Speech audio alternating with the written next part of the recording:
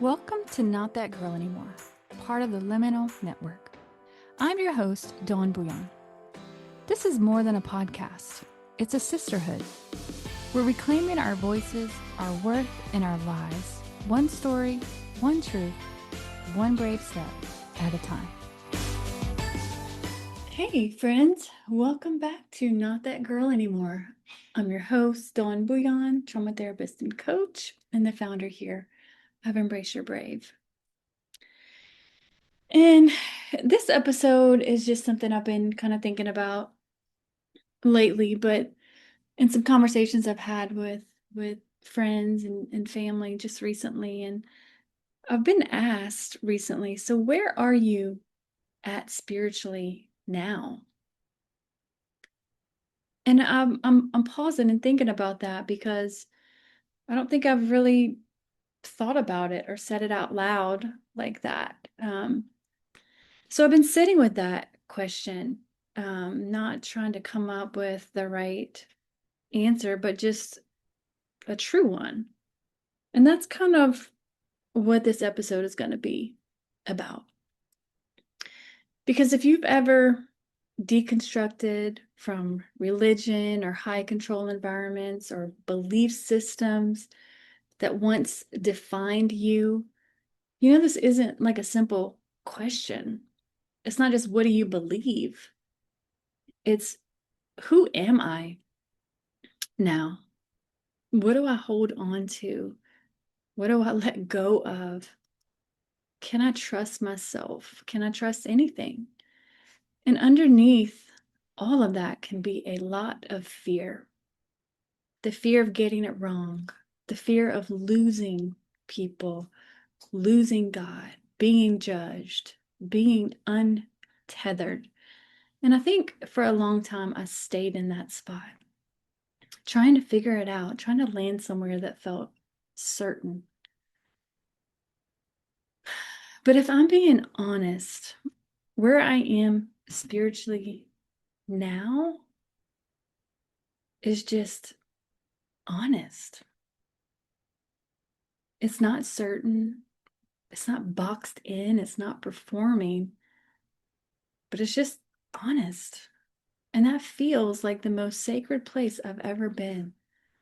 Because I'm no longer trying to force certainty or force beliefs that don't feel true in my body. And that's been a really big shift for me. Because for so long, I was taught to override myself, to trust authority over my own knowing, to ignore the discomfort, to silence the questions. But now, if something doesn't feel aligned, I don't push past that anymore. I get curious, I listen, I slow down, and I have let go of any fear-based faith. The kind that makes you so anxious, that makes you think, well, you better get this right or else. And I've let go of all the pressure to have the answers. I've let go of performing spiritually or trying to look like I believe the right thing. I've let go of the shame-based beliefs about my body, about my worth, about my humanity. And I've let go of the idea that my relationship with God or my spirituality has to look like anyone else's. And what I'm building now feels really different. It feels really grounded. It feels really safe in my body. And that's something I never thought I would say about spirituality. It feels personal to me, something I'm choosing, not something that was just handed to me, not controlled, not dictated, but something I'm actually experiencing and choosing. And there's so much more curiosity now, so much more space, more compassion, more connection, and honesty, and more peace. And something else I've noticed as my spirituality has shifted, the way I see people has shifted too. You know, I used to see people through this lens of right and wrong, or who's in or who's out, and who believes the right thing and doesn't. And I don't think I even realized how much that shaped the way that I related to people. There's always this subtle measuring or quiet categorizing, even if I didn't want it to be there. But now I see people differently. I see stories. I see faces. I see pain. I see survival. I see how much we have all been shaped by what we were taught, or by what we've been through, or what we've had to do to make it. And instead of judgment, there's compassion, there's curiosity. I think what's changed the most is that I'm genuinely curious about people now. Not curious in a way that's trying to figure out where they fit, but just wanting to know them. What shaped them? What have they had to carry?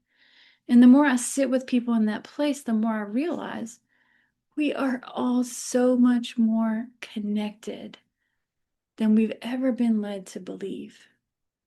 We have all known pain. We've all adapted to survive. We've all longed to feel safe, loved, and seen. And when I see people through that lens, there's no separation. There's just humanity. And I don't feel this pressure to fix people anymore because they're not broken, or to make sure they believe what I believe, or get them to the right place. There's so much more space now to just be with people, to see them, to listen, to honor where they are without needing to change it. And this week was really special, with the Artemis 2 astronauts doing their amazing journey around the moon. And my oldest daughter was just so invested in this. And we would just lay in the bed and watch their live stream and just fell in love with these people.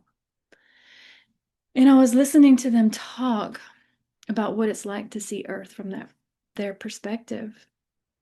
And what really stood out to me, it wasn't just the science, it's how they talked about love and unity, and how from that view, there are no borders, no divisions, no us and them, just Earth, just people.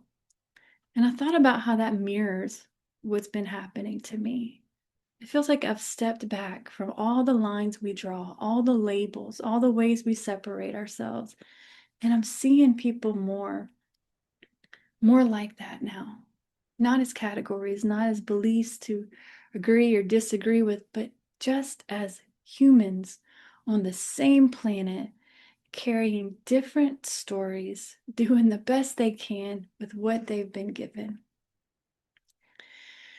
And I actually was just looking on Instagram, and I saw Victor, who was one of the astronauts, and it was like he was stepping outside of his house, and he was looking at his neighbors, and he was talking to them, and he's like, we don't even know each other, and that's our fault, but let's change it. Let's get to know each other. You're my neighbors. Let's love each other. And I felt that so deep. That perspective feels more spiritual to me than anything I've ever experienced before. The sense of connection and shared humanity, of love that isn't divided or withheld based on belief. And I'll say this too. My view of God, my understanding of God and Jesus has all changed too. And not in a way that feels like loss, but in a way that feels like deep, deep connection. More love. Less about control, less about fear, more about presence and compassion and freedom and love. So if you'd were to ask me again, where are you spiritually? Whew, I would say, I'm in a place of honesty, in a place of curiosity and rebuilding. And for the first time, it feels like something that actually belongs to me, that has so much space for everyone, so much love. And listen, you don't have to have all the answers to be deeply connected. That's what I'm learning. You don't have to force certainty to be grounded in truth. You don't have to go back to who we were and what we've always done just to be safe again. If this is where you are, or if this resonates with you, or if you can be even slightly curious about what it would be like to step into this way of not of certainty, but of honesty, then I welcome you. I invite you to enjoy that for yourself and your own individual connection to yourself, to your life, to the people around you. So that was just what was on my heart this week to share with you. And I think that's a message that all of us really kind of need right now. I feel like my hope was kind of restored in humanity after watching those 4 humans love each other on that spaceship, and just, like more of that. If we could be more like that, I think that is the heart of Jesus. I think that is the heart of love. I think that is the goal. And if we can all get that perspective change and start looking around and seeing each other, celebrating each other, getting connected, feeling connected, welcoming connection, that's what I want. And that's what I'm inviting you to. So remember, you matter. Your voice matters. Your pain matters. Your dreams matter. And you're not that girl anymore. Friend, just a quick note. I am a licensed therapist, but this podcast isn't therapy. It's not meant to diagnose or treat anything. It's here to offer you support, encouragement, and real conversation. If you're struggling, please reach out to a trusted professional. You are not alone, and you are so worthy of healing. Even if your voice shakes, keep using it. Your healing matters. If you're ready to go deeper, you can book a session by clicking the link in the show notes or visiting our website, embraceyourbrave.org, to learn more about our therapy and trauma-informed coaching options. Let's explore how we can walk this journey together. You are not alone. Embrace your brave, sis. You're not that girl anymore.